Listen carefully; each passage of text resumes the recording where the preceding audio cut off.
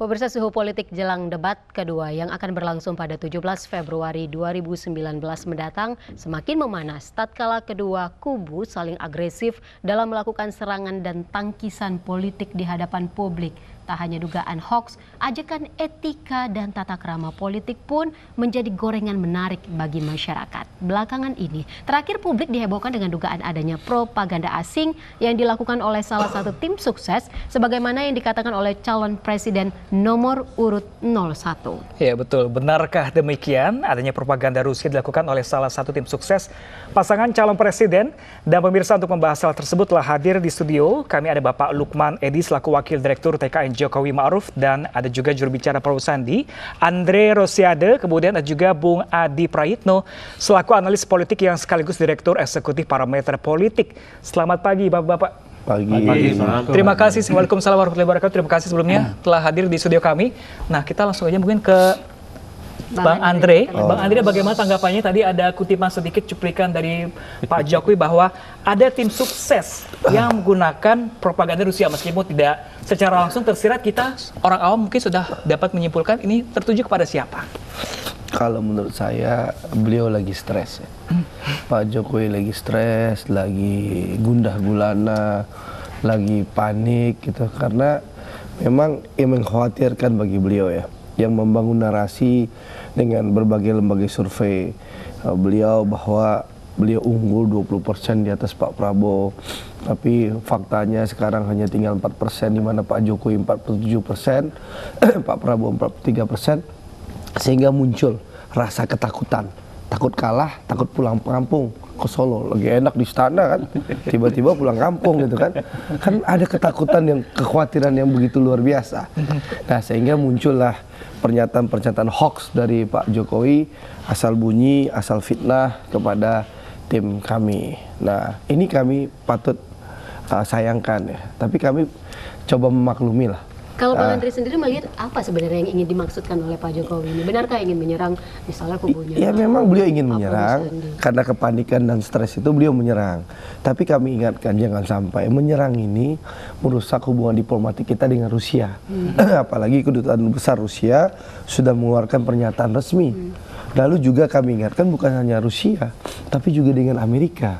Jangan sampai juga merusak hubungan diplomatik Indonesia dengan Amerika. Dengan TKN Jokowi berkomentar begitu banyak mendeskripsikan seakan-akan Donald Trump ini menang pemilu Amerika itu dengan kebohongan, dengan kecurangan yang luar biasa. Dan itu ditiupkan propaganda ini oleh TKN Jokowi sekarang, di mana-mana TKN Jokowi bicara di televisi. Nggak tahu Bang Lukman nanti mungkin mengutip itu juga nanti.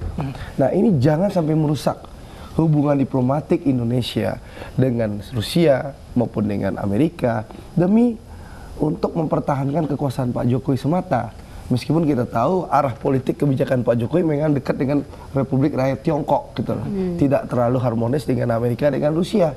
Tapi jangan rusak politik bebas aktif Indonesia hanya demi paniknya, stresnya, takutnya dari kekalahan dengan Pak Prabowo. Seperti itu. Bang Lukman Edi nih, untuk menjawab pertanyaan dari Bang Andre, sebenarnya apa yang memicu Pak Jokowi melontarkan ucapan tersebut? Kalau kita semenjak awal memang bicara soal indikator-indikator memakai strategi ala Rusia ini, bukan hanya ketika Pak Jokowi menyampaikan kemarin itu. Ya, jadi semenjak bulan Desember kita sudah menyampaikannya. Nah, dengan harapan 02 ini merubah strateginya, karena ini kan strategi yang tidak cocok untuk diterapkan di bangsa Indonesia yang plural seperti kita ketahui ya. Berbagai macam beda agama, berbeda suku bangsa. Ya, cara-cara seperti ini berpotensi untuk memecah belah bangsa. Nah, jadi tidak relevan kalau kemudian dikatakan bahwa tuduhan seperti ini ya itu akibat dari survei internalnya 02 gitu ya. Yang kita lihat ya survei yang agak aneh lah gitu ya. Survei yang agak aneh, survei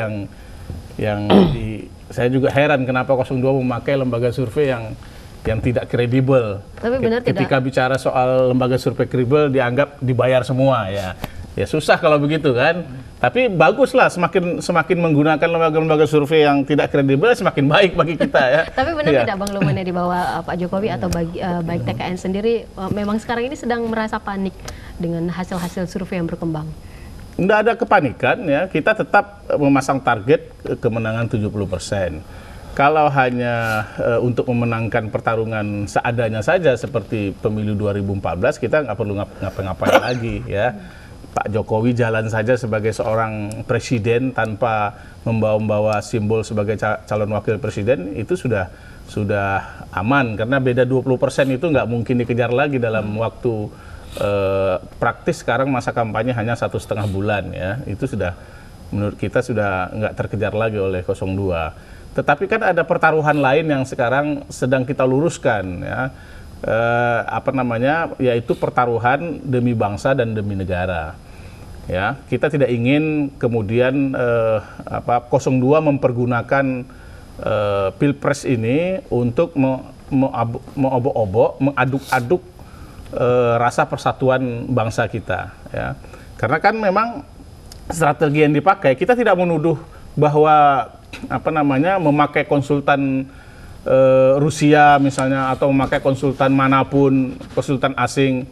Tetapi ciri-ciri yang 02 lakukan sampai dengan hampir lebih dari 4 bulan masa kampanye ini, itu menggambarkan semua ciri-ciri yang dipakai oleh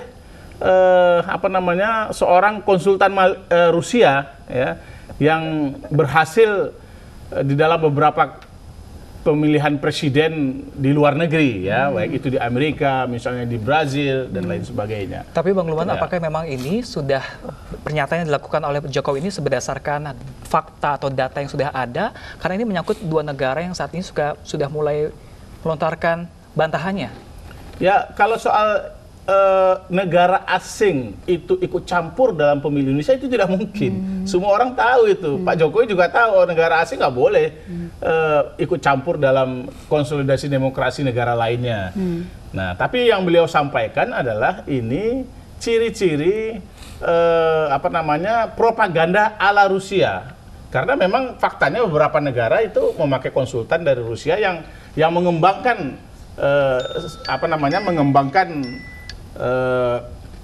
cara kampanye yang mengaduk-aduk seperti ini ya. Nah, dan itu yang Pak Jokowi katakan tidak cocok buat bangsa Indonesia. Jadi kalau hanya memikirkan soal elektoral ya, saya kira pasti Pak Jokowi melakukan langkah-langkah yang lain, karena kan rakyat Indonesia ini cinta kepada Pak Jokowi bukan karena Pak Jokowinya keras begitu, tetapi Pak Jokowinya yang lemah lembut, sudah karakter aslinya. Ini sudah beliau tinggalkan. Beliau ingin menyelamatkan bangsa ini ya. Kejadian 2014 yang lalu di mana elit ya, parlemen, kemudian sampai kepada masyarakat mulai ada cebong lawan kampret ya. Itu kan perpecahan bangsa. Ini yang harus direkatkan. Nah, Bang Lukman, mungkin untuk mengetahui jelas lagi mengenai propaganda Rusia sebenarnya itu apa dan apakah boleh digunakan dalam Indonesia kita ini, kita akan menjawabnya nanti bersama analis kita, Pak Ade Praetno, namun setelah jeda pariwara berikut ini. Tetaplah bersama kami di Ayus Pagi.